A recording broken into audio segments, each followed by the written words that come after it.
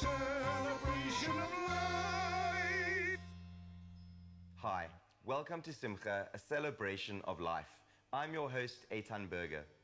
The Torah was given by Hashem, God, to the Jewish people on Mount Sinai more than 3,300 years ago.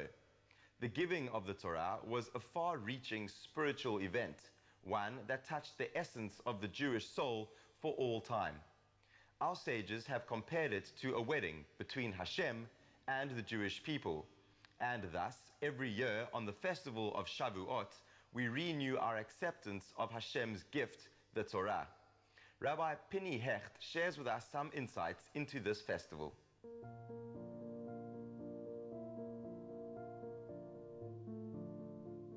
Shavuot is one of the three pilgrim festivals in the Jewish year. We've got Pesach or Passover, we've got Sukkot, and we have Shavuot. Now, something unique about Shavuot is that it does not actually have its own designated date within the Torah. Rather, we are told to celebrate it 50 days after the holiday of Pesach. Pesach, Passover, is the holiday we celebrate our exodus from Egypt. But that exodus is incomplete until we come to Shavuot. Because the significance of this day is that it commemorates the moment of revelation at Sinai when God gives the Jewish people the Torah, who reveals himself and shares the 10 Commandments, after which Moses ascends the mountain and receives the entire Torah over a period of 40 days. And in that sense, perhaps it's the most important of all our holidays. Without it, we don't have the Torah, and without the Torah, we don't have any other holidays. We don't have a religion. Shavuot actually, other than a day designated to commemorate this event, has no biblical observances. There's no Seder, there's no Sukkah, there's no Lulav, there's no Shofar like we'd have on Rosh Hashanah. And perhaps on a practical level, that's where maybe it gets lost. Now, we may not have biblical observances on Shavuot, but there are numerous and wonderful customs associated with Shavuot. And they serve perhaps as a point of reference to the significance of the day. As with each festival, there's a particular portion of the Torah that we read in the morning service at Shul in the synagogue. And on Shavuot, on the first day, we read and we recall the events of Sinai. So the description of the Torah, of this incredible sound and lights show, and God's voice coming forth and sharing the 10 Commandments. And the custom is to make sure that people are in Shul at that moment to hear this important reading, and in a way to relive that moment. Particular emphasis is put on children. Children should be there to listen to those 10 Commandments. Other customs include eating milk products. So a favorite of Shavuot are the cheese blintzes and cheesecakes. And where does that develop from? Well, being that it was the day that we received the Torah, and in essence the particulars of the laws of kashrut, it was then that the Jewish people realized that their utensils were actually not fit for use in a kosher kitchen. And preparing kosher meat or koshering, preparing their utensils for kosher use was a process that they didn't have time for. So they had to eat dairy on that day. So we recall that by eating milk products on Shavuot. It's actually been pointed out also that the Hebrew word for milk, chalav, has 3 Hebrew letters, and each has a numerical value. Chet is 8, lamed is 30, and bet is 2, together equaling 40. 40 is a reference to the 40 days that Moshe Rabbeinu and Moses stayed upon the mountain to receive the teachings of the Torah. Chapter 12 is verse Chaf Aleph. Another significant custom is that it's brought down in the Kabbalistic writings that the night of Shavuot we actually remain awake and study portions of the Torah. There's a particular structure called the Tikkun Leil Shavuot, which takes parts of the written script of the Torah, parts of the oral Torah, parts of the mystical teachings, the Kabbalah of the Torah, and you spend the entire night awake reading these teachings. Now, in many shuls, you'll notice that it's a day that the shul is decorated. So you'll see a lot of greenery in the shuls. And that recalls the miraculous sprouting of flowers that beautified Mount Sinai at that moment of revelation. In some shuls, you'll also have children bringing baskets of fruit. So recalling the gifts of first fruit that people in temple times would start bringing at this period in the year. Children play a big role in Shavuot, and it is important that they are brought to shul, utilizing this holiday as a special opportunity as an educational moment for the children, to remind them how important they are in this chain of accepting of the Torah and transmitting its values to the next generation. The gift of the Torah, and indeed the moment when heaven touches earth, is not about removing us from our material and physical existence, but it's about empowering us with something godly to transform the physical and material. So in order to be prepared for the mandate that Torah gives us, for the purpose that it gives to the Jewish people, we actually have to be fully conscious and awake in this world, because these instructions, these messages, these lessons, these values are values for real life. And we enhance our relationship with Hashem. We achieve the greatest spiritual accomplishments in this physical world. These are some reflections to think about, and maybe to bring back the importance of Shavuot into your own life, for yourself, for your family, and for your children. Remember that it defines for us the unique role that we have as Jews in life, because just releasing ourselves of bondage without a clear path and without a purpose is not true freedom. So Shavuot, again, gives us the Torah, it gives us our identity, and it's worthy of celebrating.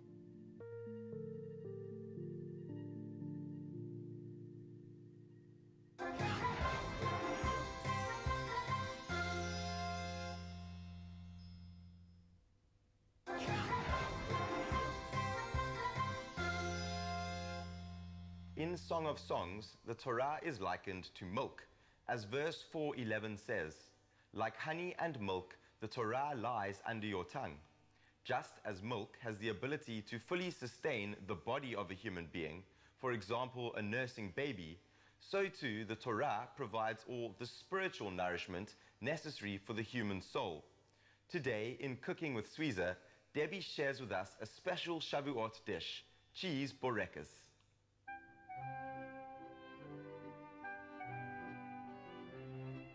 Good morning and welcome to this week's show. Today I will be preparing and baking a dairy dish for the festival of Shavuot, also known as the Festival of Weeks. There's a custom of Shavuot to eat a dairy meal. We have another custom of Shavuot, and that is to stay up the entire night and study and learn Torah. Many years ago in Tunisia, there was a man by the name of Matzliach. Matzliach loved Torah study, but he was a poor man. However, he encouraged everybody to perform as many mitzvot as they could. Matzliach had a wonderful custom. Every year on Shavuot, he would invite everybody to his home, and he and his wife would cook and prepare a wonderful, wonderful feast so that the men could stay up all night studying Torah. Matzliach was an antique dealer, and he did not earn very much money. He went to his wife and he said to his wife, "I don't know what to do this year. I don't have enough money to provide a feast for the men to come and study Torah. I don't even have enough money for us." His wife turned around and said, "Matzliach, you are a good man. Why don't you take my earrings to the pawnbroker?" She said, "I am not worried about you feeding us. I am worried that you are not going to be able to allow these men to keep the mitzvah of Tikkun Leil, to study Torah on Shavuot." Matzliach was so proud of his wife, and he took her earrings and off he went to the pawnbroker and received a small amount of money in return, just enough to be able to provide some refreshments for the men who were studying Torah. On the way home, he bumped into the chief rabbi of Tunisia. "Matzliach, Matzliach," the chief rabbi said to him, "Come, help me do a mitzvah. I am collecting money so the poor people of Tunisia will also be able to join in with the Shavuot meal." Matzliach happily put his hand into his pocket and took out all the money the pawnbroker had given him for his wife's earrings. Then he heard his name being called again, "Matzliach, Matzliach," and he turned around and he saw the man from the king's palace running towards him. Matzliach, Matzliach, the man said, the king is collecting antique coffee cups.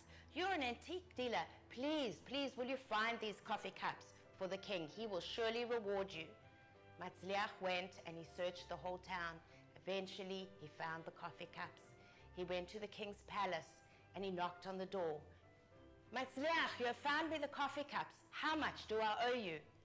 So Matzliach gave him the amount that he paid. What the king says? That's a measly sum. He said, I'm not looking for a bargain. What are they actually worth? So Matzliach told him what they were actually worth. And the king paid him triple the amount of money that he had paid for it. Then the king sent donkeys laden with food of flour and cheese and delicacy to Matzliach's house. Matzliach was so happy. Not only had he performed the mitzvah of tzedakah, he was able to go and get the earrings back for his wife and perform the mitzvah of hachnasat orchim, of welcoming guests into his home on Shavuoth, so they would be able to perform the mitzvah of tikkun leil, of studying Torah the whole night.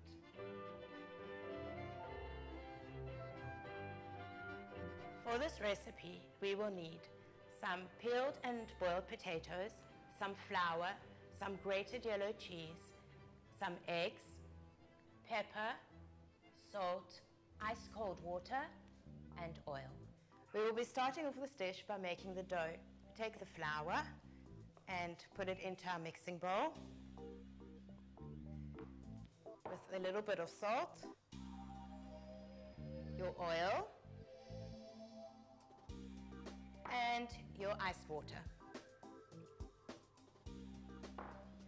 All you have to do for this is actually mix it with a wooden spoon. There's no need to use a Magimix or a Kenwood for this.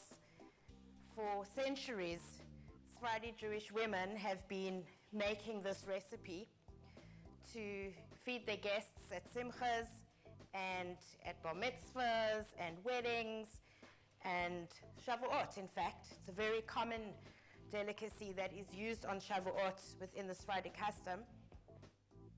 All you really need to do over here is just mix it in, and you just have to leave it for about 5 or 10 minutes just to settle. There's no yeast in here, it doesn't have to rise, nothing like that. And you can just put it aside. While the dough is resting, it's time to prepare the filling. The filling is very varied. Some people put in cheese, like I'm going to do. They mix different cheeses together. They can make it richer. You can use cheddar cheese, Parmesan cheese, or feta cheese. You can also use butternut or pumpkin. You can use spinach, mushrooms, eggplant, anything you can fill the pastry with. The important thing is, though, that your filling is not watery. So if you are going to use something like eggplant, you need to ensure that there's no liquid in it. And you have to use a binder. And the binder over here is mashed potatoes and egg. So we'll take some potatoes and place them into the dish. And we will now add our cheese to that. We add some salt and some pepper. Now we need our last ingredient to bind it, and this is the eggs, and we need to check them. We put the eggs into a glass so that we can check to ensure that there are no blood spots in it and that it is 100% kosher. And now we will mash all of these ingredients together. Now that the dough and the filling are both complete, we can take the dough, take the ball of dough, put it on a plate, and we can make little balls with the dough about that size. Now that the balls have been made, it is time to roll out the dough and put in the filling. So we take the ball, very simply, put it on your tabletop or on your board, and you roll it out. Now, if you're worried about your shape, it's very simple. You take a very simple cookie cutter and you make a round shape, and you take the rest of the dough, roll it up, and you can, in actual fact, make another ball. You then take a teaspoon and just take a little bit of the filling and put it in the middle of your bereka, and then fold it over and very simply pinch it on the sides. Once the burek has been folded, you can put it onto a well-greased baking tray. Now what we do is we take an egg. Again, we're just going to check the egg that there are no blood spots in it. We pour it into a little dish and we just mix the egg together. Now we just take a brush and gently brush all the burakitos. This will give them a beautiful crust and color whilst they are baking. And now they are ready to go into an oven that is preheated at 180 degrees.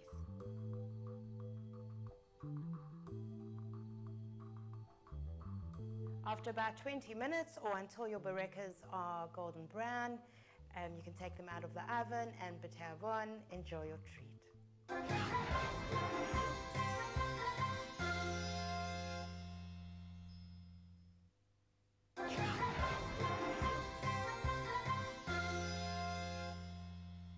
Rebbe Nachman's teachings, his stories, and his conversations provide profound insight into utilizing the inner depths of the Torah to reveal the strength of one's own soul and heighten self-awareness.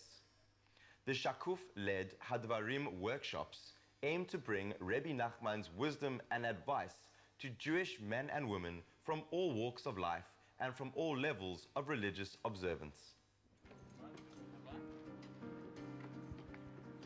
Shakuf is an opportunity for myself and for many people to really tap into their true sense of their true self, to really open up and see where are your true talents. You know, what do you have to give to the world at large? And every single person has something to give, and that's kind of what we're learning here, is how to kind of make the best of what really is inside of you. I went through a personal quest of one day realizing that I needed a little more personal work, to get a little deeper and a little more understanding. And I heard from some people that took this, that were involved in this program, and decided to join. Every one of us have something in his life that is like mission impossible. Whether you are married or not married, or in job, in money, in your relationships with God. So the thing here is come from where you are and stop hiding. Stop hiding what's impossible in your life. Say it, put it on the table, let's see it. And then you will reveal your power to change your life, because the power to change your life comes when you stop lying.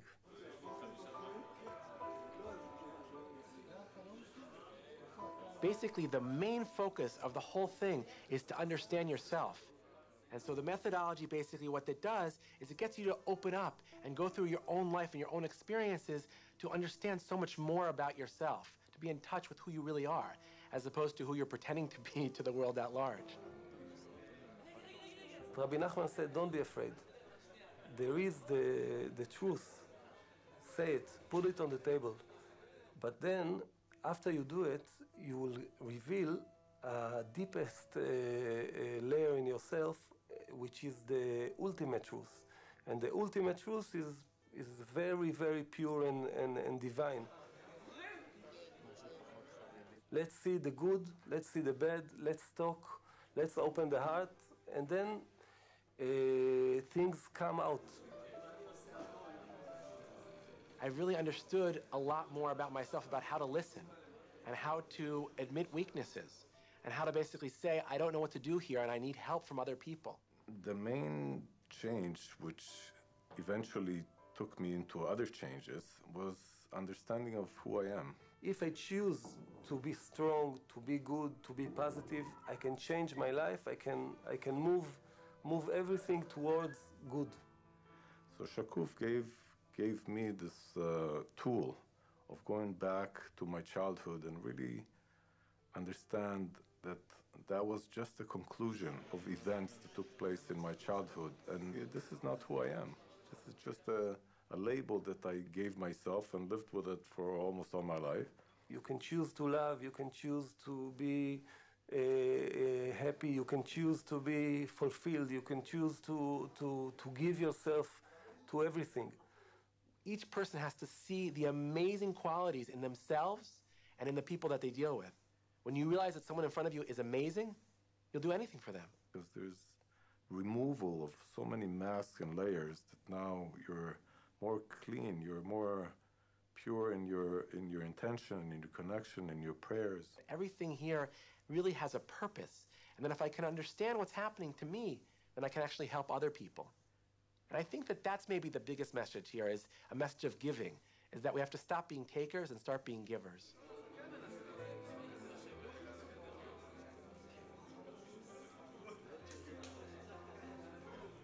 It has to start with yourself, because it's very hard to give without having. And it's really from a place of not solving somebody's problem, but helping the person help himself by listening, by opening our heart to help him understand himself.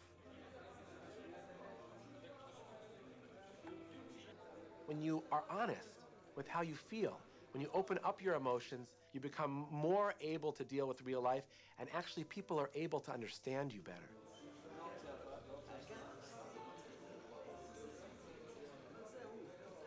It's hard for men to have an open heart and to feel emotions, but like everything in life, when you practice it and when you take it very seriously and you want it, it's happening. It's really just having a person become transparent. And within a couple of months, and it takes work and it takes time, people change their lives completely, only through understanding themselves and opening themselves up. For me today, looking at my life, it's like almost I lived 29 years, one chapter, and the last 3 years is a brand new chapter in my life. That's how profound the change has been. And it's absolutely amazing how people actually transform their being. They start to really live again.